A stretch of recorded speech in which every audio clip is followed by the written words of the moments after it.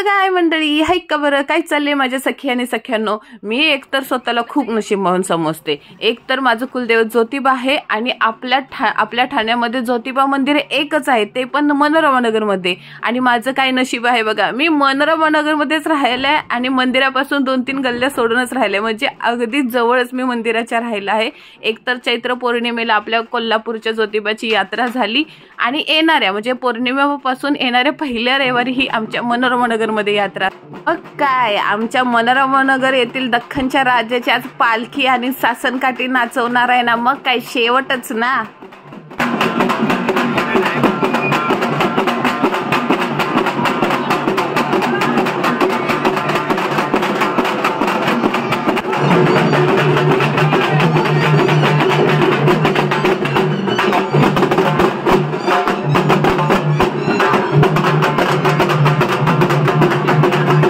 जी मजा डीजेवर नाचण्यात येत नाही ना, ती मजा हलगीवर ताल धरण्यात येते. आणि मी विचार करते, हिथंच एवढं माणसाच्या अंगात उत्साह आहे तर कोल्हापूरमध्ये काय होत असेल.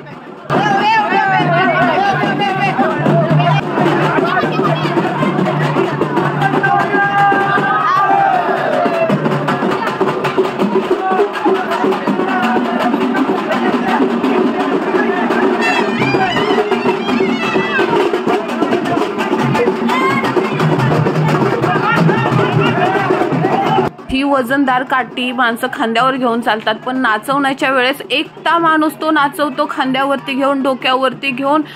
मी काय विचार करते, कसं काय त्यांच्या अंगामध्ये लहर येत असेल ना.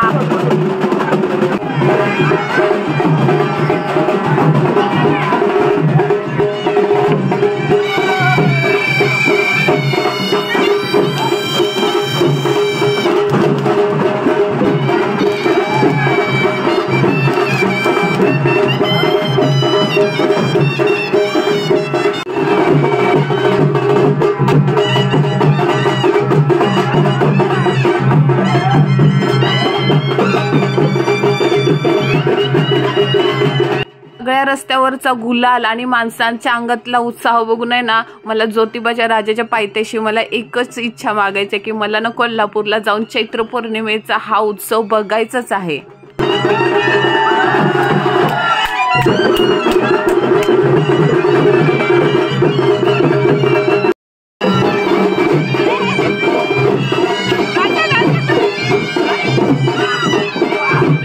हा जल्लोष, उत्साह आणि सगळीकडे गुलाल बघून ना आम्ही पण स्वतःला थांबवू शकलो नाही. हलगीच्या तालावर आम्ही लपून छपून आहे ना जागच्या जागेवर थोडंसं नाचत होतो. पण कॅमेरा फिरवल्यावर आमच्या मीनाताई पण लाजल्या. शेवटी सासनकाठी प्रत्येक ठिकाणी म्हणजे मेन ठिकाणी ना 5-10 मिनिटं आणि सगळ्यांना काठी नाचवण्याचा मान देत होते. सासनकाठीच बोलतात ना, आमच्याकडे तर सासनकाठीच बोलतात. आता आपल्या ज्योतिबाचं वाहन आलेलं घोडा आणि त्याच्या मागे पालखी होती.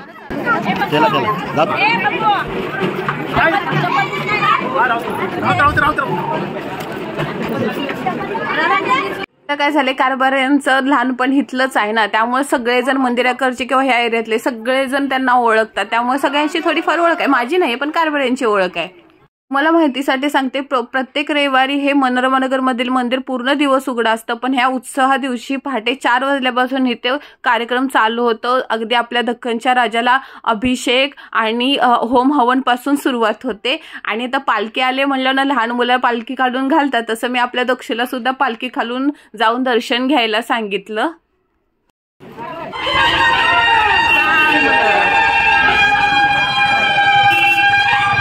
तशीच वाजत गाजत आमच्या बाजूला असणाऱ्या दत्तगुरूंच्या मंदिरामध्ये सुद्धा पालखी थांबलेली होती.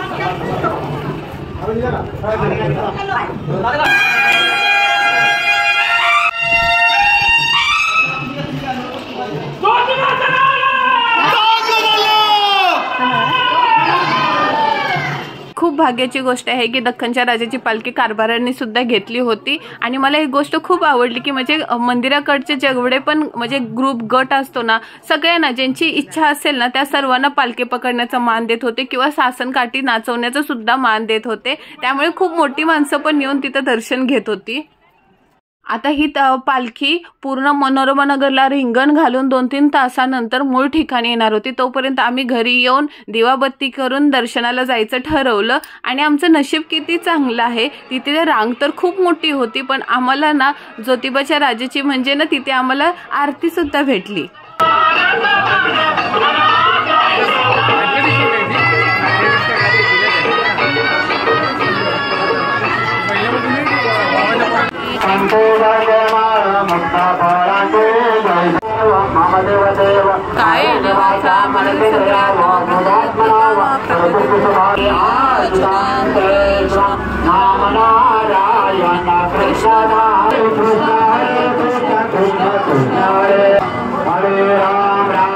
थोड्याच वेळाच्या अंतरानंतर आमचं ज्योतिबाच्या राजाचं दर्शन होणार होतं। जसं मी तुम्हाला सांगितलं, कारभाऱ्यांचं लहानपण हितं असल्यामुळे शक्यतोच बहुतेक जण ओळखत होते, त्यामुळे आम्हाला खूप छान प्रकारे दर्शन झालं।